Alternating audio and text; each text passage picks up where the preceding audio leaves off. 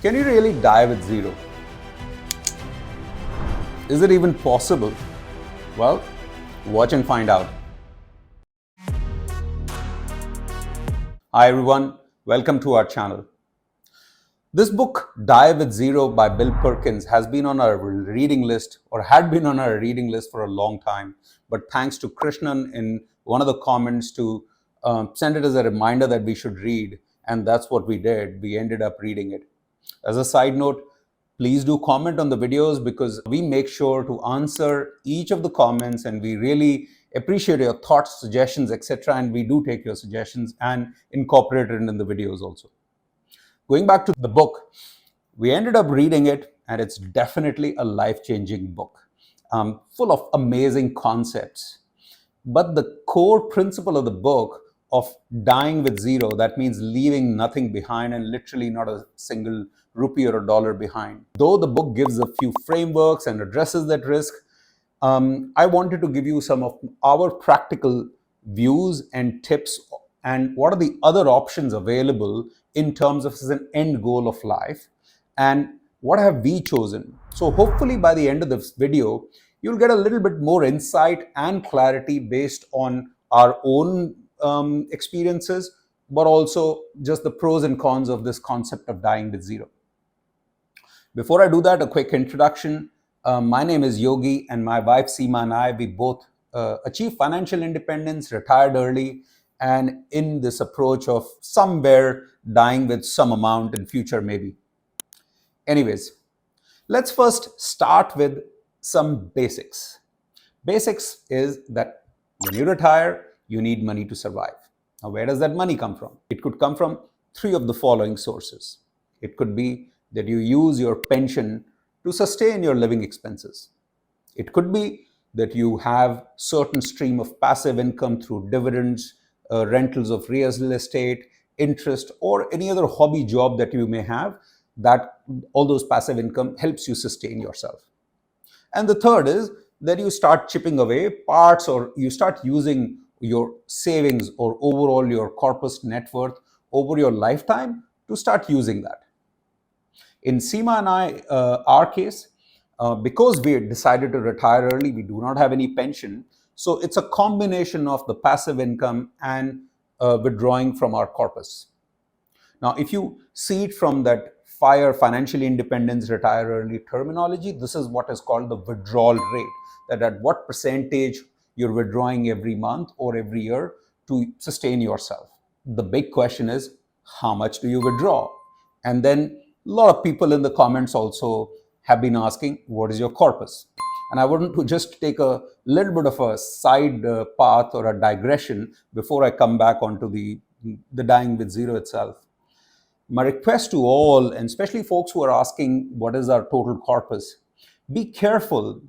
Someone else's corpus could be very misleading because your overall withdrawal rate, your corpus depends on your factors. And that factors are, what is your end goal or end objective, something which we'll talk about in this video. What is your retirement lifespan? How many years of retirement you want to do? What is your potential pension that you may have in future? What is your total expenses that you currently have or your desired expenses that you have? What is your lifestyle inflation? Something that we've been speaking about in multiple of our videos, that lifestyle inflation is even more important than the regular inflation. And what is your family support structure? That do you have any expectations that during your, as I mentioned in another video of mine, during your slow go or no go years that you're expecting or have dependency on a family to take care of you?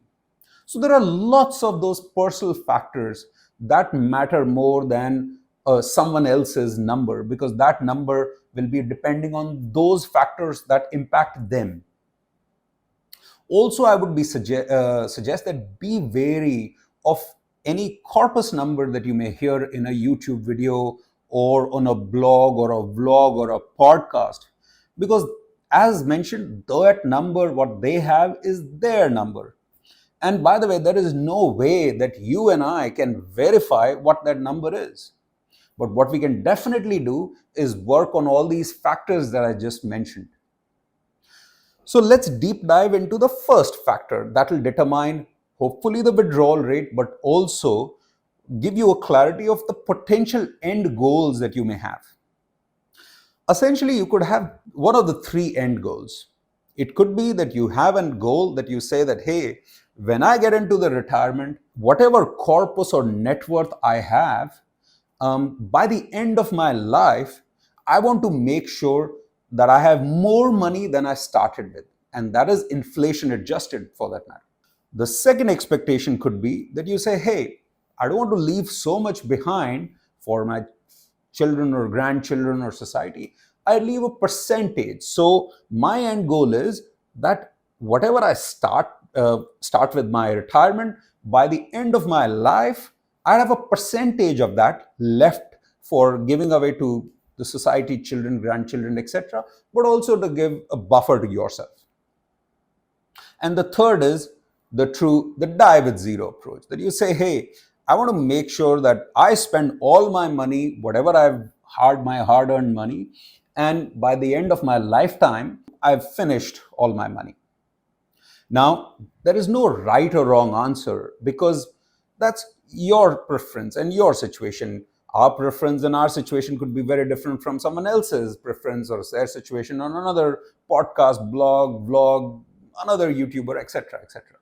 So it's a very personal thing. But there are certain common things on all these three options. One is that we all should be planning for the worst case scenario. As Charlie Munger, one of the best investors in the world, and a friend of Warren Buffett, he said, invert, always invert. And what he meant by that is he said that, look, we should not plan for the successes, but we should plan for avoiding the disasters.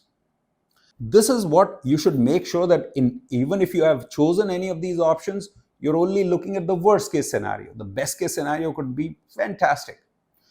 The second is make sure that you always take care of the regular inflation. So in your Excel sheets, in your mathematics, make sure that you're not ignoring inflation, because over the last 2-3 months, we've been engaging with a lot of people who've been sending their portfolios, asking our opinion, etc. And I'm quite surprised that quite a few folks have not countered inflation in their numbers. So make sure that you do that. So with those two commonalities out, let's do a little bit of analysis of all the three options, what it means, and how do you go about it. So let's first start with one extreme where you say that, hey, I want to make sure that I'm left with more money than I started. Now, that would mean that it doesn't take any rocket scientist that your withdrawal rate, the money that you withdraw on a monthly, annual basis, has to be lower than, let's say, the other extreme scenario where you say that I want to die with zero, I don't want to spend all my money. So that means you have to make sure that you're spending less on a monthly basis, or your withdrawal percentage is lower.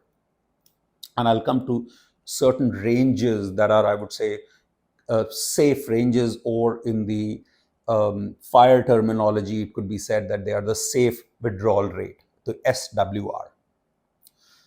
Why you would choose this option? As obvious that you want to leave behind a legacy for your children, your grandchildren, for the society. The other could be that you are planning to work till late, that you go on till your mid-60s or even late 60s, that you like working so much that you say, hey, I'm not working because of money, but I'm working for enjoyment. And as we keep saying in all our videos, or most of our videos, that financial independence is a must. Retiring early is an option. It depends on your own preferences or liking. So I have quite a few friends who enjoy working so much that they want to work till their late 60s or even early 70s. So when you do that, your remaining time, it will be very difficult mathematically to even spend that money. So most likely you will end up leaving with more than what you started with. So that's the other characteristic of the first option. Now, what are the things that you'll be aware or beware of this first option? One is that you have to make sure that you are spending less, because otherwise there is very difficult for your portfolio to grow year on year, countering all the big financial crises or wars or anything else. As I mentioned earlier, whatever we are planning right now is the worst case scenario planning. On an average, on best case, maybe your portfolio may even grow in multiples of times. So that is one, that you are withdrawing very less.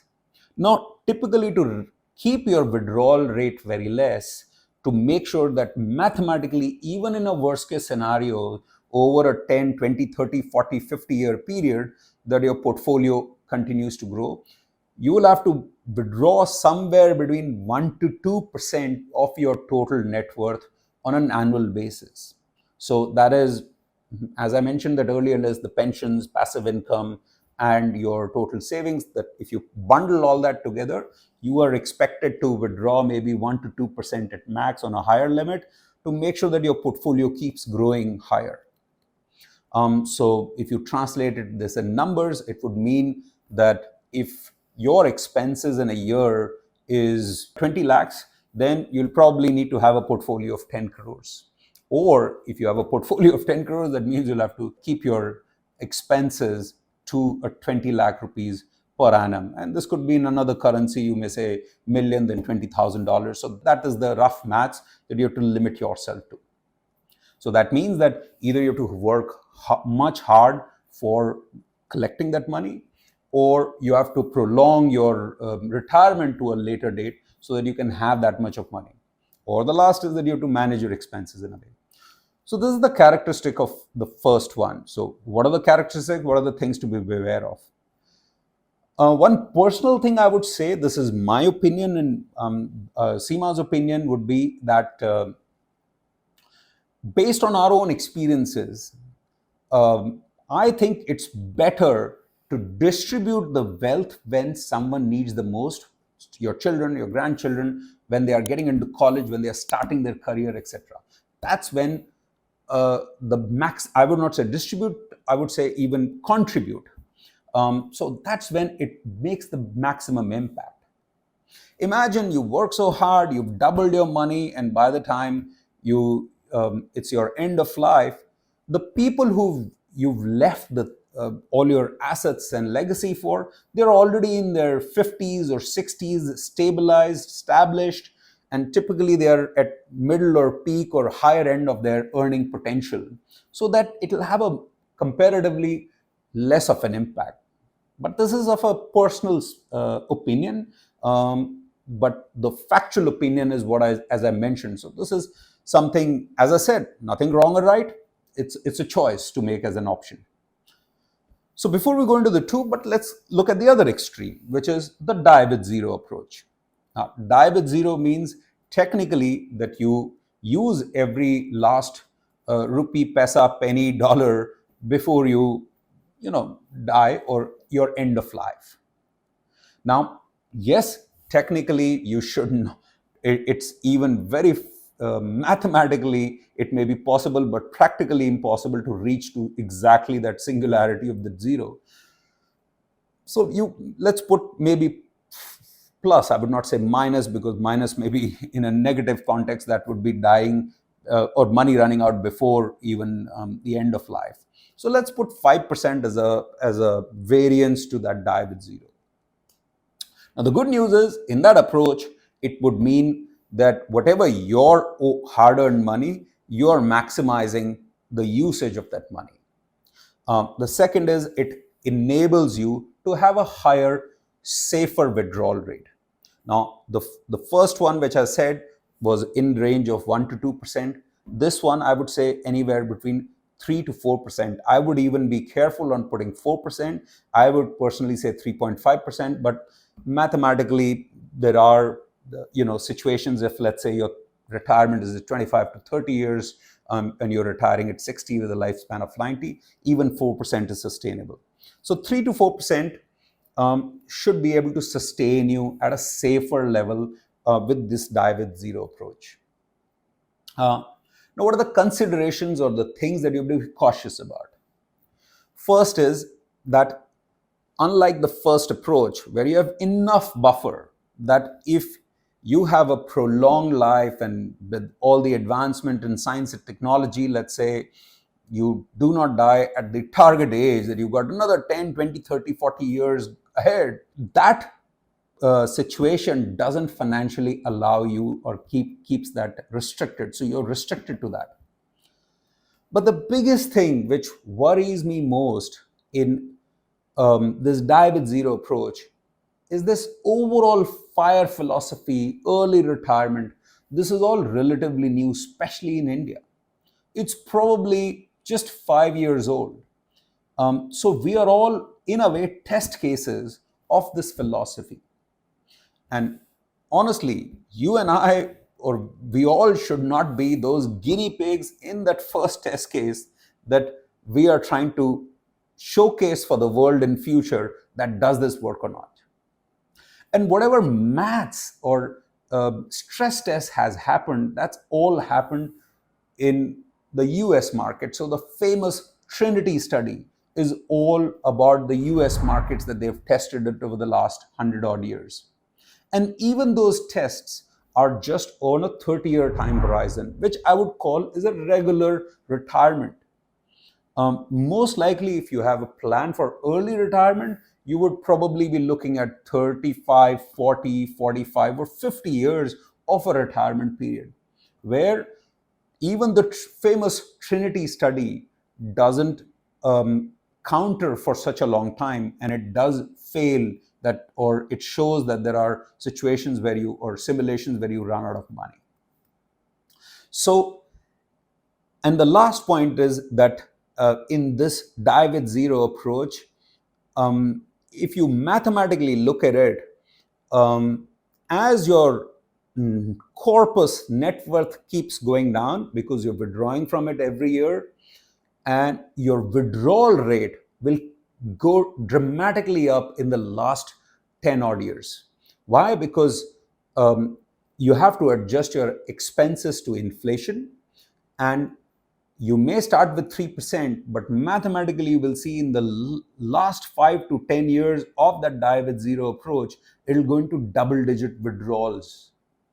And what happens with the double-digit withdrawals is that the money runs out faster in those later years. And it becomes very difficult to have agility to start a job at that stage or start getting some source of income there.